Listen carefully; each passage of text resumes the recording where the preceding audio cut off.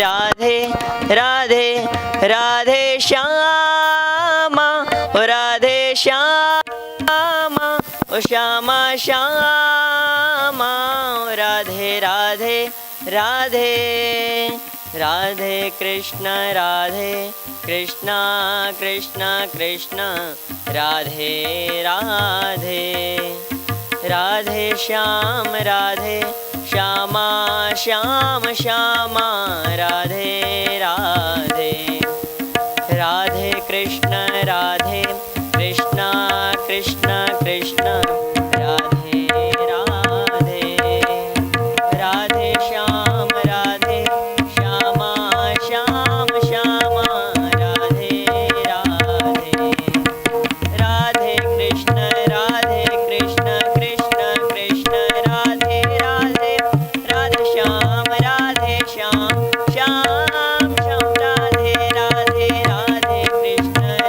Shyam Shyam Shyam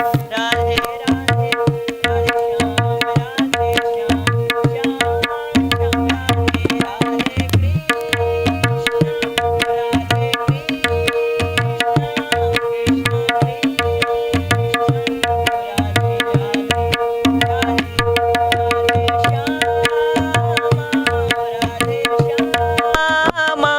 Shyama Shyama Radhe Radhe Radhe Radhe Krishna Krishna Krishna Radhe Radhe Radhe Shyam Radhe Shyama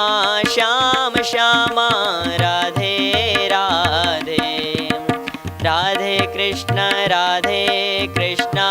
Krishna Krishna Radhe Radhe Radhe Shyam Shyama Shyam Shyama Radhe Radhe Radhe Krishna Krishna Krishna Radhe Radhe Radhe Shyam Shyam Shyam Radhe Radhe Radhe Krishna Krishna Krishna Radhe Radhe Radhe Shyam Shyam Shyam Radhe Radhe Krishna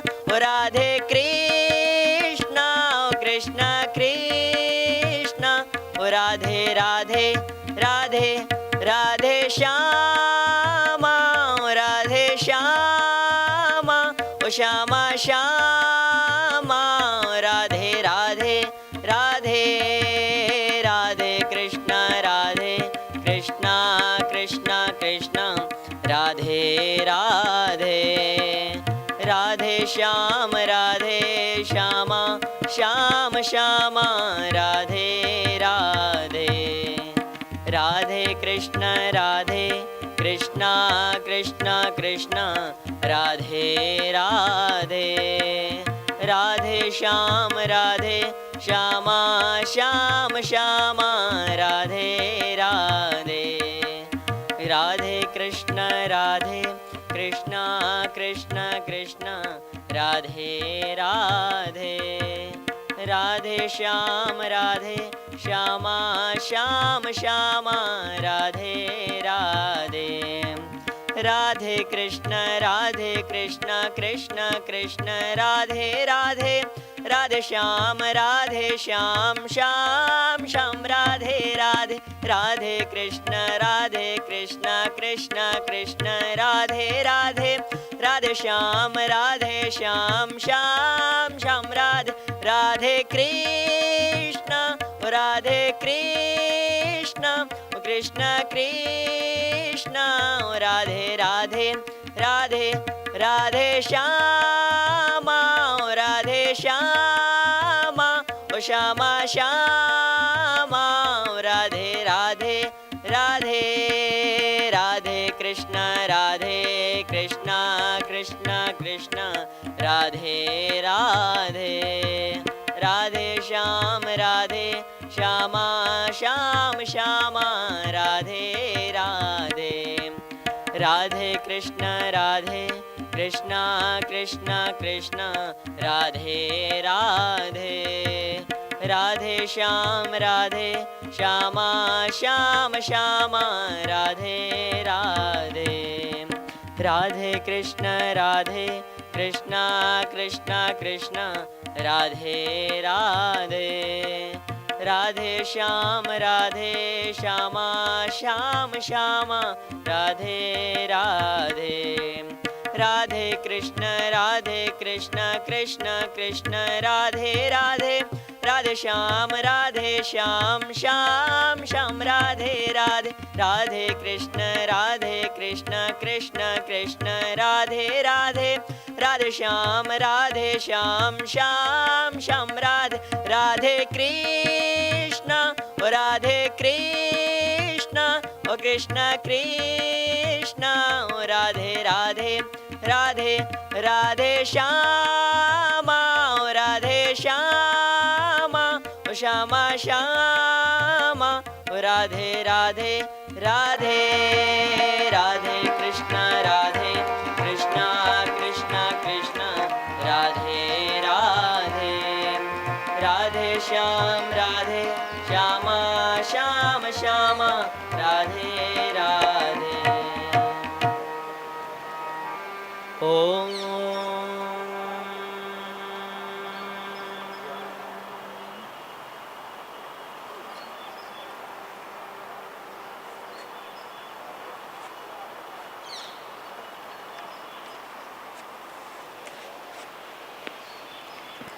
Welcome to Satsang, this beautiful and sacred opportunity to be together here as the sun dips into the waters of Mother Ganga, and we come together in truth. And today is World Mental Health Day. It's the day dedicated to awareness of the importance of the mind. That which we think, that which we feel, the processes, the chemical and electrical patterns in our mind, the patterns of our history, how they impact us,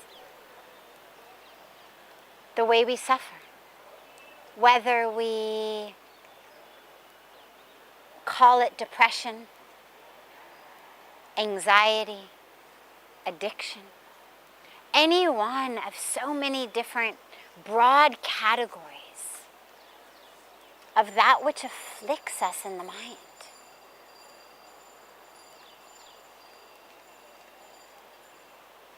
Creates a situation within us in which not only are we suffering from the depression, from the anxiety, from the addictions, from a whole host of so many other mental health illnesses,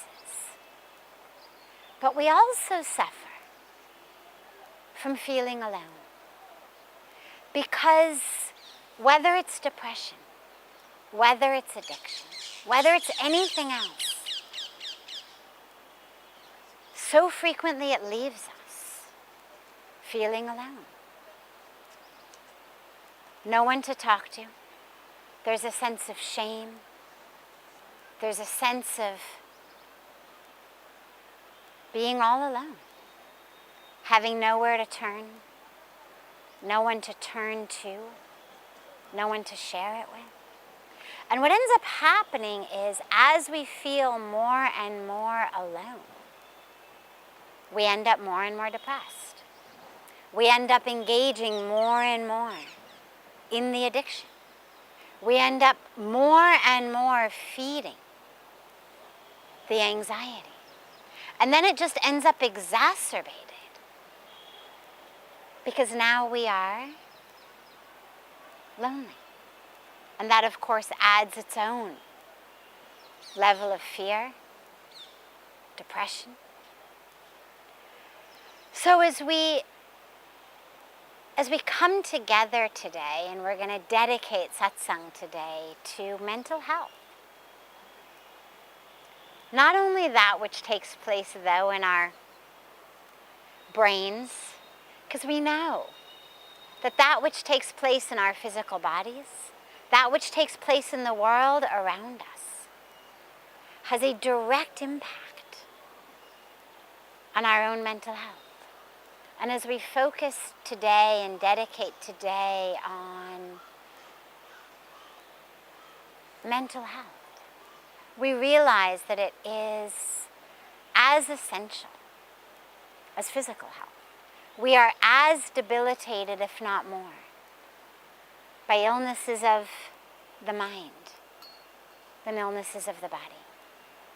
But the debilitation is even more insidious in many ways, because we don't come out to help it, and we don't say, let us gather our resources for depression, for addictions, for anxiety. We tend to tell people, oh, it's just in your mind. Buck up. And so at this time, it's really essential that we embrace, that we open our arms, we open our hearts, we open our minds. And we really embrace not just the ideal situation in which everybody's happy, everybody's healthy, but the actual real situation in which people are suffering, and which rates of mental illness, even before COVID, are getting higher and higher and higher each year. So we'll take questions. I know there have been a lot of questions that have come in about this, and so today we'll dedicate our satsang questions to those. Pranam Sadhviji, the question has come in about mental health. It's addressed to what you've been saying is during the pandemic, the issues of mental health have escalated. And so the WHO has actually themed this year's Mental Health Day on investing in mental health. So what would be your recommendation to state governments in terms of their policies on mental health and investing in mental health? Great. Well, investing in mental health is not only about investing in treatment for mental illness, and this is a really important distinction. In the same way that investing in physical health doesn't only mean investing in medicine, it means investing in preventative measures. If we were looking at investing in physical health, we would include investing in educational programs around how to stay healthy. We would look at investing in nutrition, investing in exercise, investing in clean air, clean water, organic food.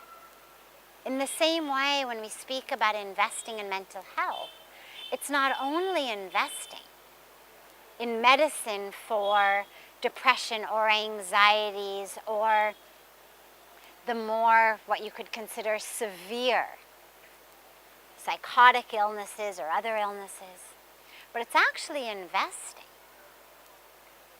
in keeping people healthy. Now, the presence of genetic, chemical components to mental illness does not mean that they are causation. We cannot, just because we have evidence that says, yes, these neurotransmitters or these neural pathways in the brain are associated with different illnesses, we cannot turn around and say, this is what causes it. We know how much our psychosocial environment plays a huge role in our mental health and in our mental illness. And governments are those who are rooted in, connected to creating infrastructure of societies, of communities, education, training, job security. I mean, there's so much that becomes a part of mental health. So when we speak about investing in mental health, yes, of course, on the one hand, investing in treatments for mental illness. Investing in treatments that get people healthy and back in society as quickly as possible. But also investing in mental health means investing in preventative measures to keep people healthy before they become sick.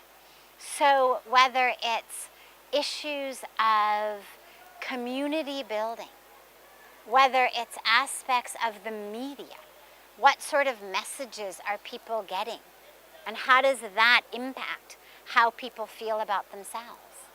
How is our society organized and structured that might be either beneficial or detrimental to people's mental state?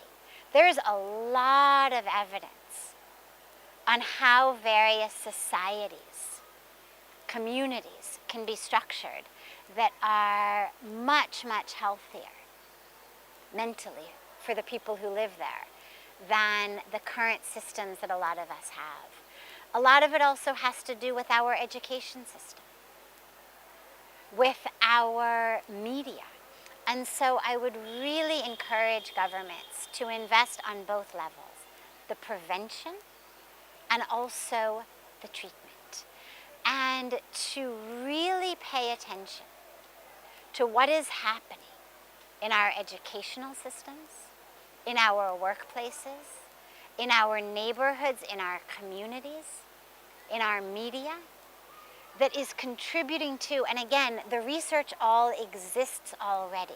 It's not that the government has to start conducting studies, but they need to invest in looking at the studies, invest in implementing the findings that the studies have given us of what types of societies tend to have people who are a lot more emotionally, mentally robust than other societies. I would also, lastly, when we speak about investing, it's not only about the governments, it's about ourselves. A lot of us know what makes us feel peaceful and joyful and grounded and connected, and what doesn't. And can we invest time, energy, because investment isn't only money, in our own mental health. And it means taking care of ourselves. It means having a spiritual practice in whatever way that works for you. It means getting enough exercise. It means getting fresh air, being in the sunshine. It means connecting with other beings. It means being engaged in a meaningful way in the world, as a tool in the hands of the divine, so that we know it matters that we get out of bed in the morning. So as long as we're giving advice to the governments, we should make sure to invest in ourselves.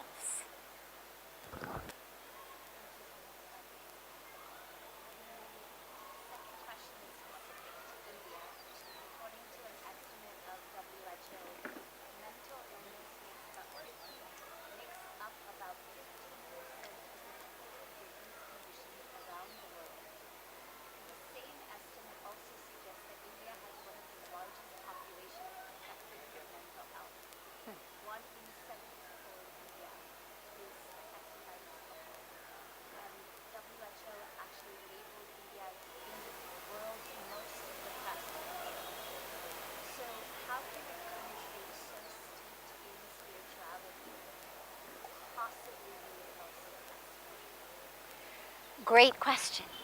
And this is where it really helps us to understand that depression is not just in your mind.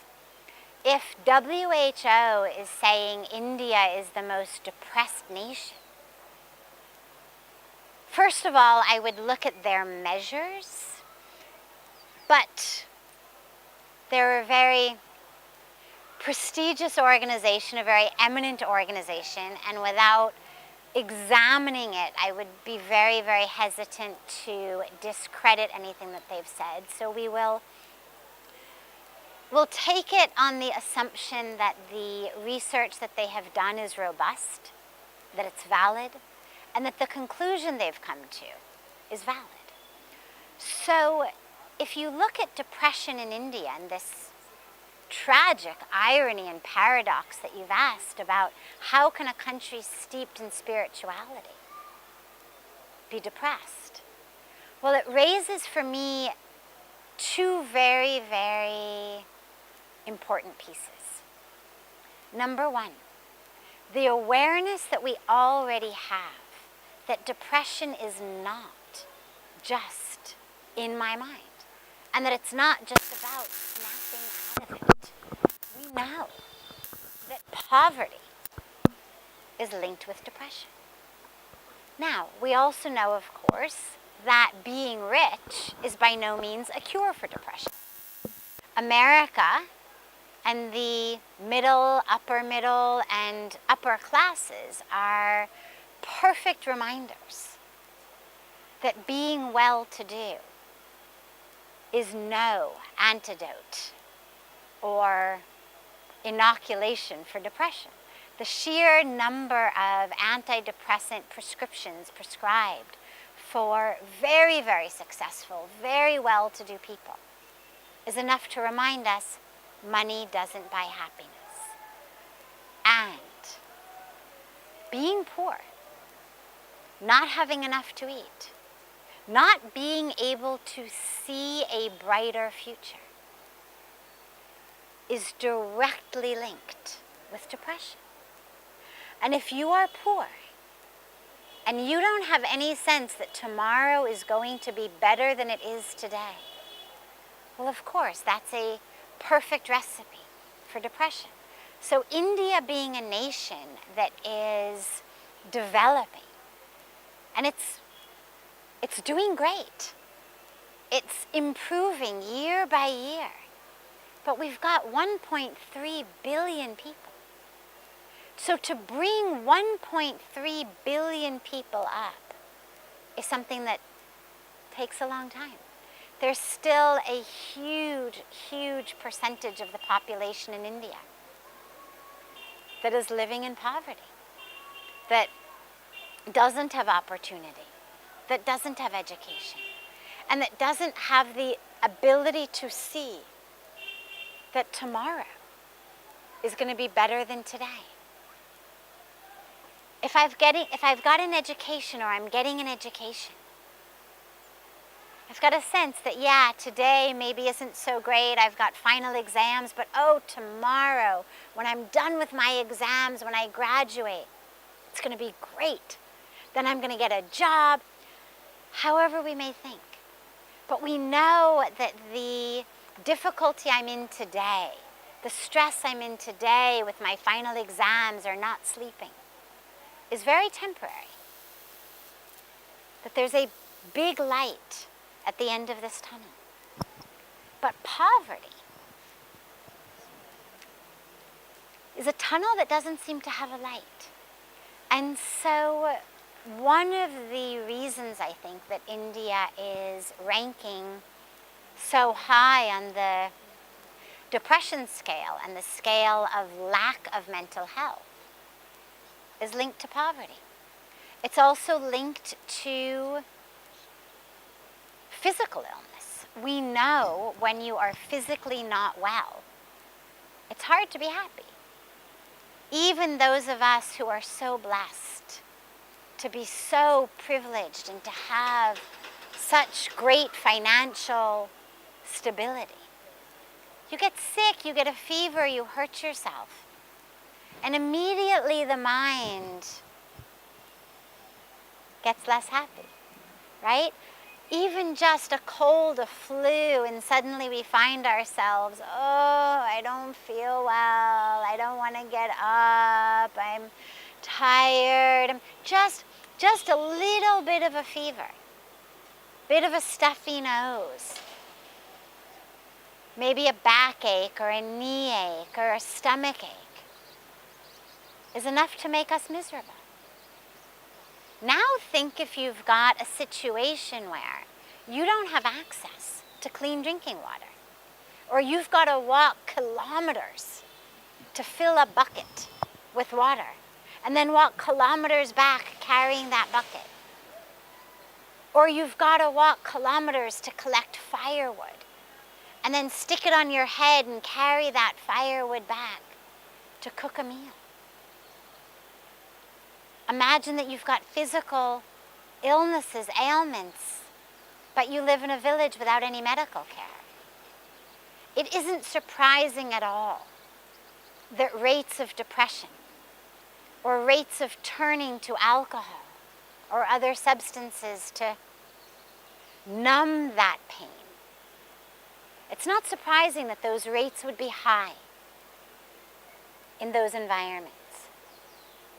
But there's another piece, I think, that is going on in India today, because I've been here 25 years, and when I first came to India, there was even more poverty than there is today. But from a purely personal observational standpoint, I didn't actually do a study here, but from my observation, there was a lot less depression, a lot more mental health. And in fact, I used to speak about it. I did parts of my dissertation on it. And I think that something has happened in the last 25 years in India, which is enough for a discourse on its own, but I'll mention it here just really briefly, which is in 25 years, since foreign media has started coming in, first in the form of television, then of course with the internet and social media, you've got a country that for most of its history had really been rooted just in its own culture. And now suddenly we've got all of the Western culture coming in. And you've got people in a culture where it never was about money. It always was about heritage and roots and tradition and spirituality and giving rather than receiving, community rather than self, family, serving, gratitude, devotion were much, much more deeply rooted virtues than grabbing, hoarding, wanting, yearning, competing.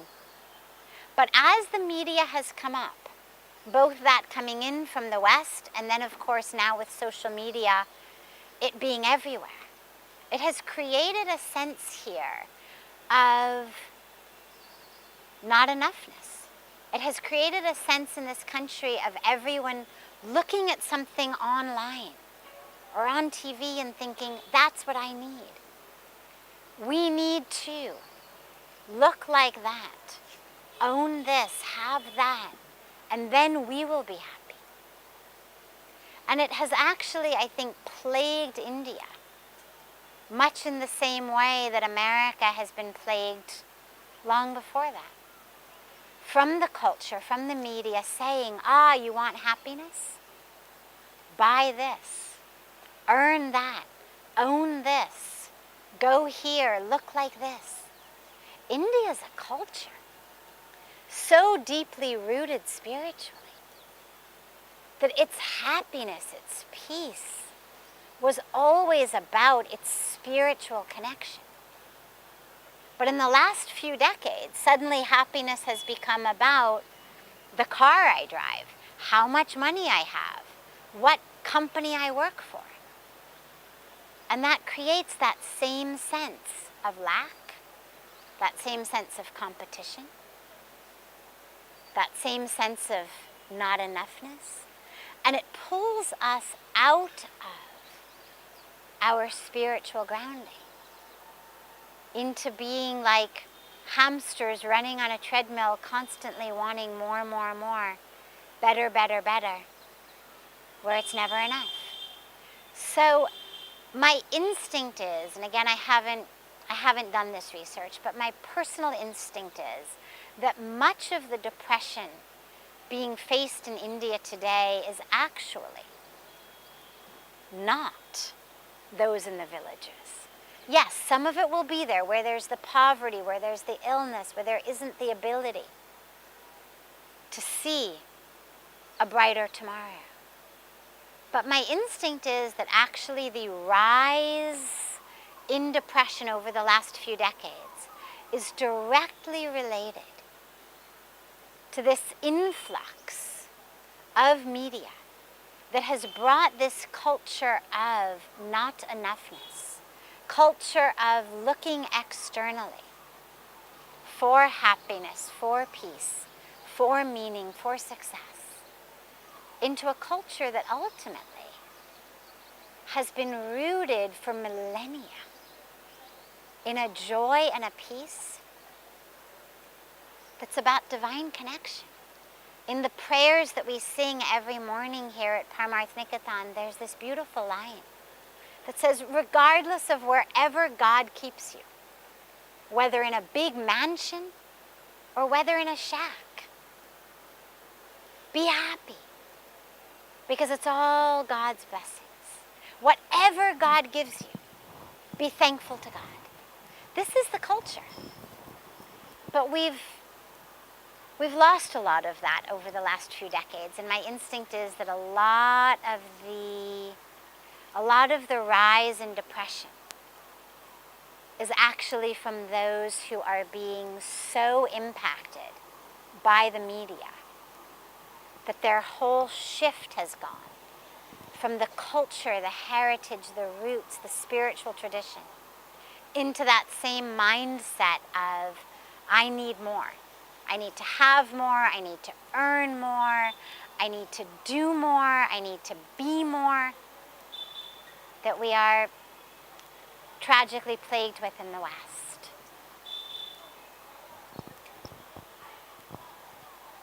Thank you so much, Sadhviji. The third question that has come in is related to what you've just spoken about the sense of wanting, having more, or not being enough. And so, especially ahead of International Girl Child Day, which is tomorrow, what message do you have for women and girls of India and of the world, especially because this feeling of not enoughness is so rampant in girls and women? Yes. I think not enough-itis is one of the most severe epidemics that we face today. Crippling. So many.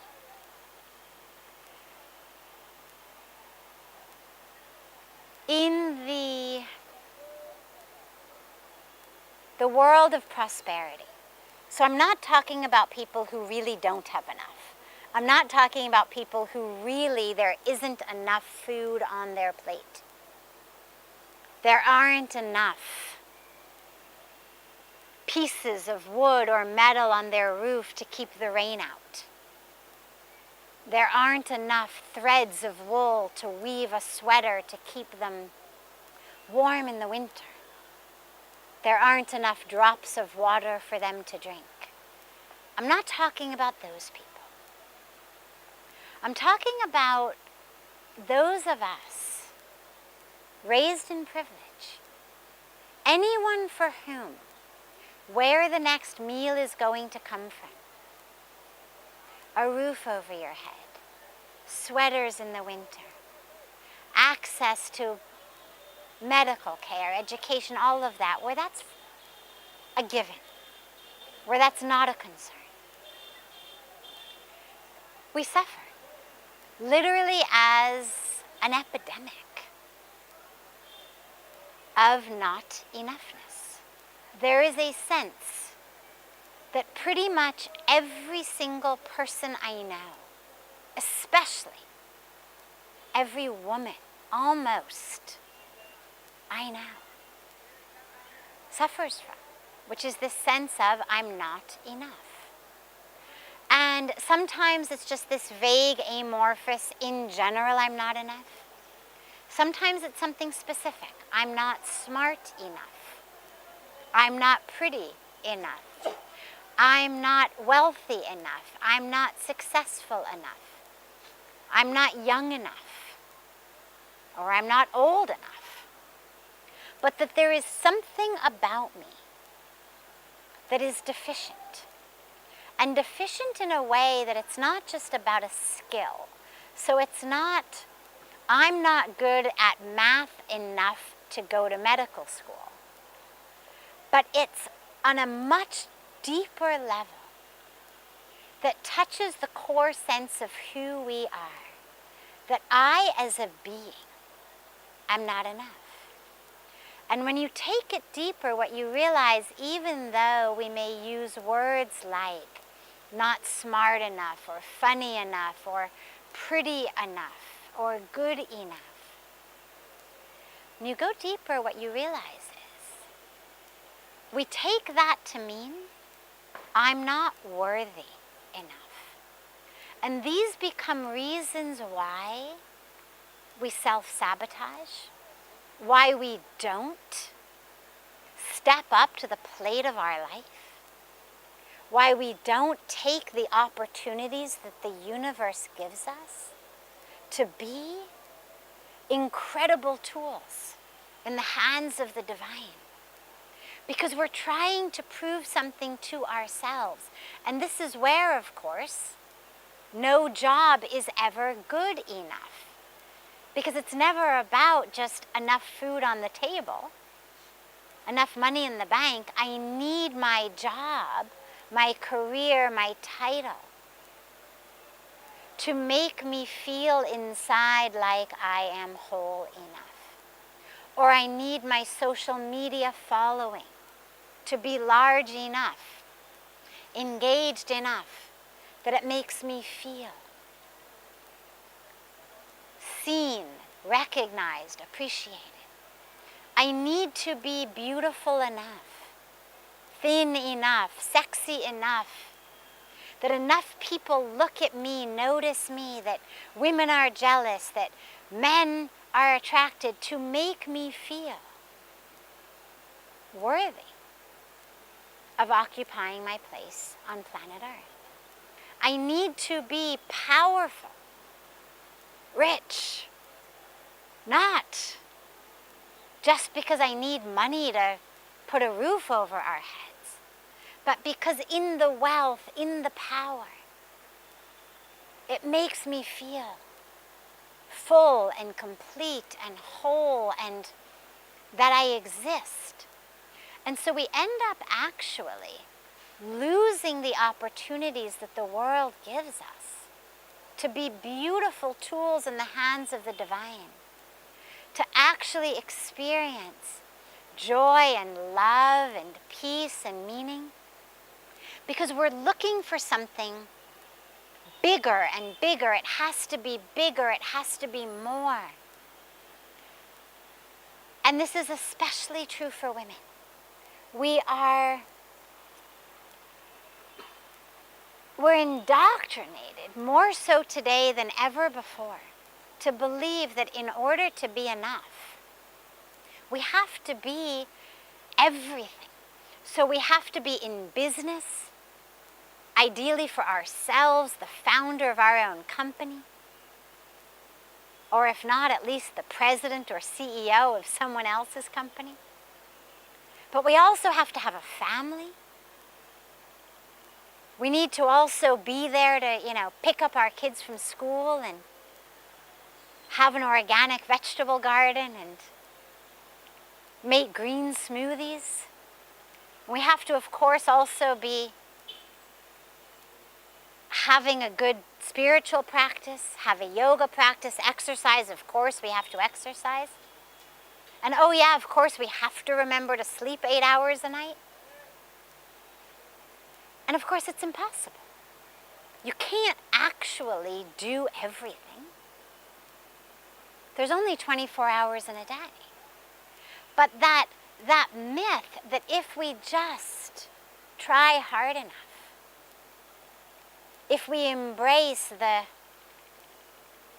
truth of who we are, and this is really a very tragic mis-selling point that we're being given these days by a lot of people, that if we just embrace that somehow we will have the power in 24 hours to have a full-time job, to be fully present as a husband, a wife, a parent, a friend in our community,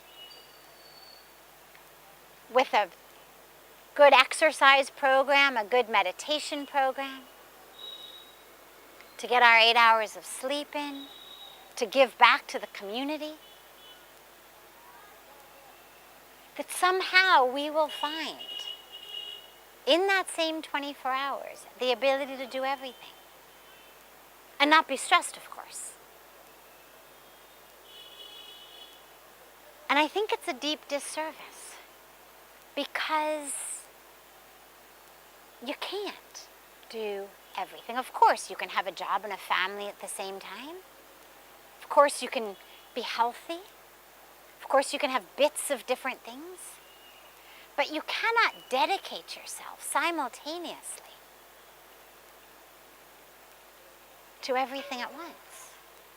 You cannot have everything be a priority in your life at once. We have to make choices. But that sense that women have these days, that somehow if anything is slipping through the cracks, I'm not enough, is rampant. It's epidemic. And of course, social media plays a huge role, because on social media, what do we share? Only the curated part of who we are. That part that we manicure and manufacture to look like I've got it all. And then of course everyone sees it and says, well, if she can do it, why can't I? Then they're more depressed. Then we see other people's posts and we say, my God, she does it, why can't I? And on this day of mental health awareness, I really give a call out to all of my sisters out there. A call for honesty. A call to really be honest about the inability to do it all simultaneously. Sure, you can dedicate different phases of your life to different things, but that inability to actually successfully, peacefully do everything, and the necessity of making choices. Because as long as we keep holding ourselves out as these models, false models, we stay sick and we keep others sick. And I give a call out also for us to absolutely refuse to buy into the media propaganda, the cultural propaganda, that really is just trying to sell us products. Those trying to convince us that, in addition to having a full-time job at, the head of a company and a full-time mother and a full-time gardener, that I have to also be a full-time expert green smoothie maker. Well, who's convincing me of that? The people who sell blenders, or the people who sell green smoothie mixes. Right? They're selling us something. Remember that. Remember that everyone who's trying to convince you that you're not enough is someone who's trying to convince you that what they have is the missing key.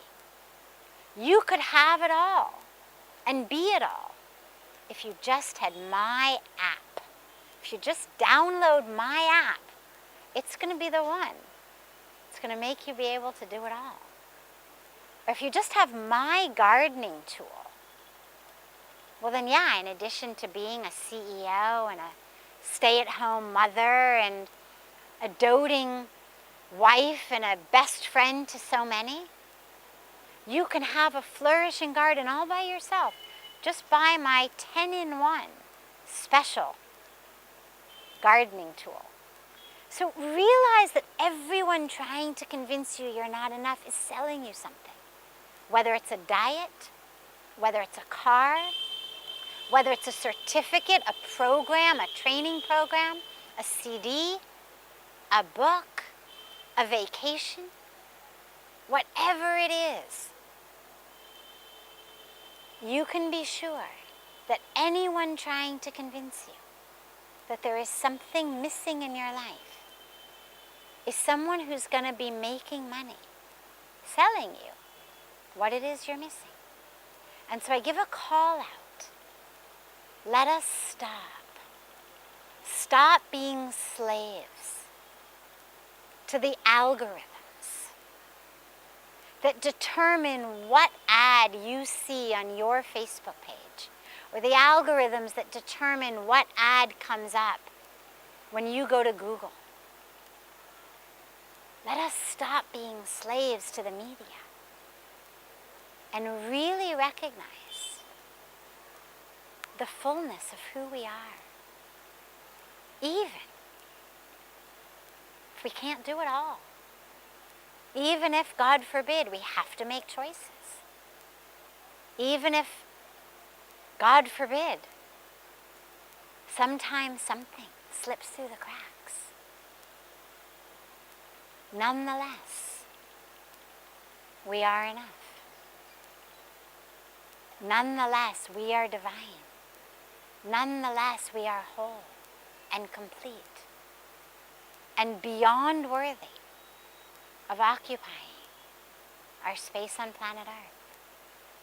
And we have so much to share back with that Earth. But when we're so busy trying to be enough ourselves, we forget that actually we are here to give. Not as yet another thing to check off at the end of the day, have I done my giving?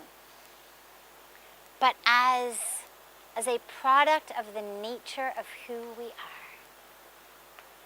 But only when we actually experience it and know it and feel it and live it. And so lastly, let us remove the stigma and the taboo around mental illness, around the depression, around the anxiety, around the addiction, recognizing that these are responses to situations that don't work for us. And that along with working internally to change all of that within ourselves, we need to also change how we are interacting with the world around us. Because we are very porous and permeable energetically to our environment, to our communities, to our worlds. And so as we heal and as we commit to health, it's not just me in a vacuum. It's me in a community, healing together.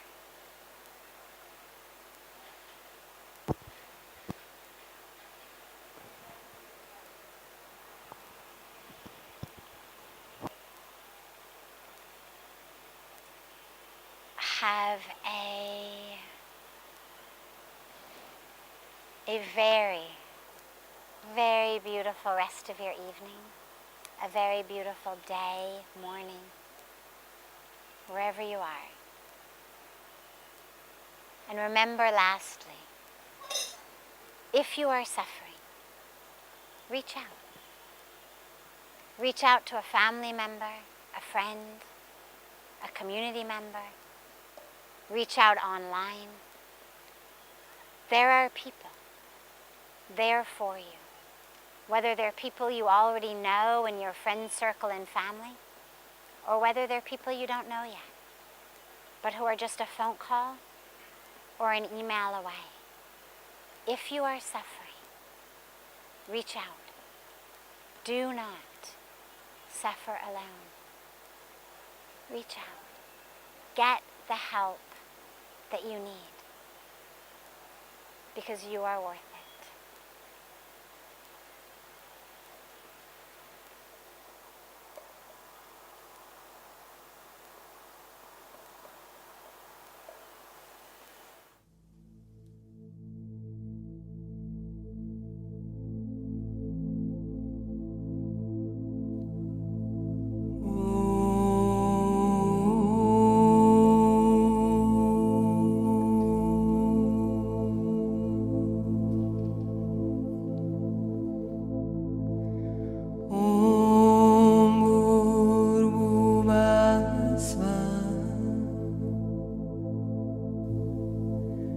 Saviturvare